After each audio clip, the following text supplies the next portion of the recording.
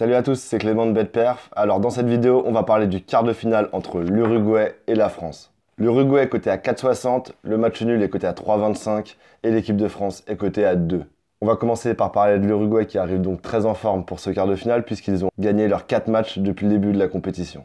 Ils ont commencé timidement puisqu'ils n'ont battu que 1-0 l'Égypte puis l'Arabie Saoudite, mais depuis ça va beaucoup mieux puisqu'ils ont gagné 3-0 face aux Russes et 2-1 face au Portugal. Et c'est sur ce dernier match qu'on va s'attarder maintenant. L'Uruguay a complètement cadenassé le match en attaquant d'entrée et en ouvrant le score, puis en se repliant et empêchant le Portugal de créer des grosses occasions. Et c'est sur un coup de tête salvateur de leur défenseur central Pepe que le Portugal a réussi à égaliser. Mais l'Uruguay n'a pas pris la pression et a enclenché la deuxième en repassant l'attaque. Et 7 minutes ont suffi à l'Uruguay pour reprendre l'avantage. La suite, on la connaît, ils se sont remis derrière et le Portugal n'a rien pu faire. Mais une ombre vient noircir le tableau, c'est la blessure de Cavani. En effet, il est sorti sur blessure à 20 minutes du terme à cause d'une blessure au mollet. Et même si le communiqué de la fédération de l'Uruguay indique qu'il n'y a pas de déchirure, je pense pour ma part qu'il sera absent face à l'équipe de France, ou que s'il prend le risque de jouer, il sera très loin d'être à 100%. Cela va complètement changer la donne puisqu'on l'a vu face au Portugal, Cavani est le joueur le plus important de son équipe puisque en plus de marquer des buts, et il en a mis 2 face au Portugal, il défend et crée le surnombre défensif. Aucun autre joueur uruguayen pourra apporter des deux côtés comme il le fait. Autre élément à prendre en compte côté uruguayen, et je vous l'avais déjà signalé, c'est que cette équipe est la plus vieille du mondial et risque donc physiquement de peut-être commencer à coincer. Mais je reste très prudent puisque c'est une équipe très expérimentée qui saura compenser son manque de fraîcheur par toute son expérience.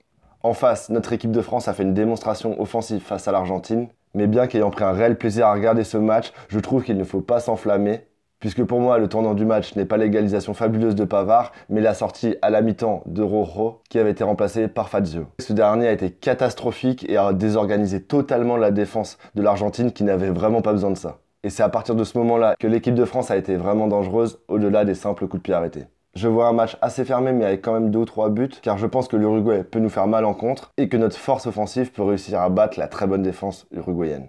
Je donne un léger avantage à l'équipe de France, mais le score me paraissant le plus probable est un partout, et c'est pourquoi je vais vous proposer de miser sur un match nul remboursé en cas de victoire de l'équipe de France. En effet, sans Cavani ou avec un Cavani à 60 ou 70% de ses moyens, je ne vois vraiment pas comment l'Uruguay pourrait nous battre dans le temps réglementaire. Leur principale chance est donc d'aller en prolongation, voir s'ils le peuvent au tir au but, et je pense qu'ils vont jouer pour cela, et c'est pour ça que j'ai très peur du nul. Et ce pari nous offre une roue de secours si jamais la France l'emporte, nous sommes remboursés. La cote du match nul remboursé en cas de victoire française est à 1,63 si vous la saisissez manuellement, alors que vous ne la trouverez qu'à 1,49 sur votre bookmaker en cliquant sur l'onglet plus de paris, match nul remboursé si France. Pour avoir cette cote du match nul remboursé si la France gagne à 1,63, il va falloir mettre 20 € sur le match nul à 3,25 et 20 € sur l'équipe de France à 2.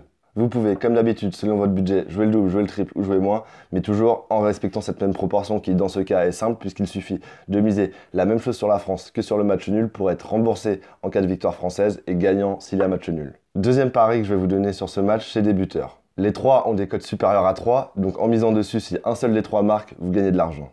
Le premier que je vous conseille de jouer, c'est Olivier Giroud qui marque, qui est coté à 3,45 sur Winamax. Il n'a pas encore marqué durant ce mondial et je pense que le bloc bas de l'Uruguay est parfait pour lui. Et je pense que s'il veut ouvrir son compteur, c'est ce vendredi que ça se passe. Deuxième buteur que je vous conseille, Antoine Griezmann qui est coté à 3. Je vous l'avais déjà conseillé contre l'Argentine avec une cote à 3 également, et il avait marqué sur penalty. Et une nouvelle fois, la défense uruguayenne joue dans sa surface, il y a des grandes chances qu'il y ait un penalty, et donc il remarque à nouveau, et je pense qu'au-delà de ça, il peut marquer sur une déviation de Giroud. Ou comme on a pu le voir face à l'Argentine, sur un coup franc majestueux. Troisième et dernier buteur que je vous propose sur ce match, c'est Luis Suarez. Sa cote est très belle puisqu'elle est à 3,90 et en l'absence de Cavani ou avec un Cavani diminué, c'est clairement la force numéro 1 de l'Uruguay. Et je pense que du coup, il risque de tirer et les coups francs et les pénaltys et sera le point d'ancrage de l'attaque uruguayenne.